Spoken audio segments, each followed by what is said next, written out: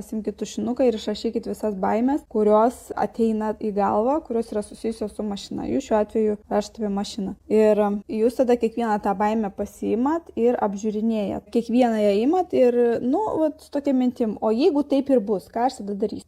Atsitiks taip, kas tada bus? Ir tada jūs rašot prie kiekvienos tos minties, kas atsitiks ir ką aš darysiu. Ir tada šitas jums atlieks šiek tiek, nes jūs jau suabejosit kažkiek jų adekvatumu, realumu suabejosit ir be to jūs žinosit, kad yra veiksmai, ką galima daryti po to. Kad pavyzdžiui, po pinigų praradimo pasaulis nesustoja. Tu nenustoji gyventi, tu nenumiršti, jeigu pas tavęs sąskaitoje nėra pinigų. Tiesiog, ne? Tavo gyvybė nepriklauso nuo pinigų sumos, kuri yra tavo sąskaitoje. Kokybė gyvenimo, taip, bet gyvybė ne. Ir kad galima toliau eiti dirbti ir užsidirbti tos pinigus vėl. Juk tai pinigai yra toks dalykas, jisai mainosi. Tie skaičiukai mainosi, tai jie pakyla, tai jie nukrinta, tai